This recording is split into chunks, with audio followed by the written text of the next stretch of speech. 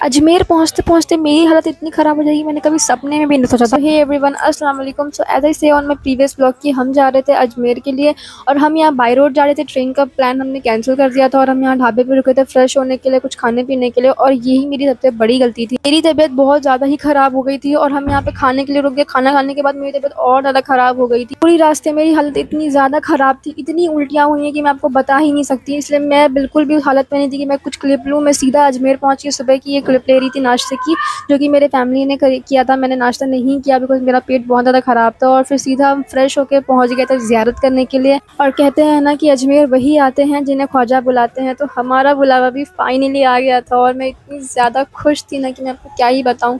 मेरी तबीयत थोड़ी ख़राब हो गई थी, अदरवाइज़ मैं तो इतनी ज़्यादा एक्साइटेड थी कि मैं आपको बता नहीं सकती, और इतनी ज़्यादा इमोशनल भी थी एट द सेम टाइम। सबसे पहले तो हम इस लेक के पास आए जहाँ पे सब पैसे डालते हैं और इन्हीं पैसों का लंगर बनता है और सब में बटाता है। सो हम यहाँ पे आए, हमने पैसे वगैरह डाले और उसके बाद हम अंदर चले गए ज़ियारत करने के लिए। और मेरी मन्नत भी थी और मेरे भाई की भी मन्नत थी, तो हम वो ही पूरा करने आए थे बेसिकली। तो हम अंदर आए, हमने चादर वगैरह ली और बहुत सारी चीज़ें देखी, और मैं सच बताऊँ इतना सुकून था ना यहाँ पे, मैं आपको बता नहीं सकती।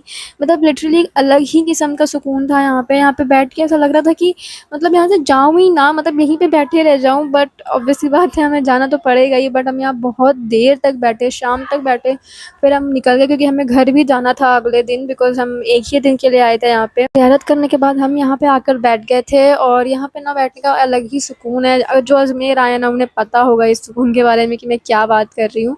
सो फिर उसके बाद हमने ज़ोहर की नमाज़ भी अदा करी। यहाँ वेट कर रहे थे क्योंकि पापा और मेरे भाई दोनों नहीं आए थे, वो भी नमाज़ पढ़ने ही गए थे। तो जैसे ही वो आए हम सब निकल गए थे बाहर खाना खाने के लिए, क्योंकि हमें बहुत ज़ोरों से भूख लगी थी और हमने सच में सुबह से कुछ नहीं खाया। मतलब मैंने नहीं खाया, मेरी फैमिली ने तो खाया था, बट उनको भी भूख लग गई थी। सो हम सब यहाँ पर आ गए थे कुछ खाने पीने के लिए, और आई डोंट नो इस रेस्टोरेंट का नाम क्या है, मैं भूल गई सीरियसली।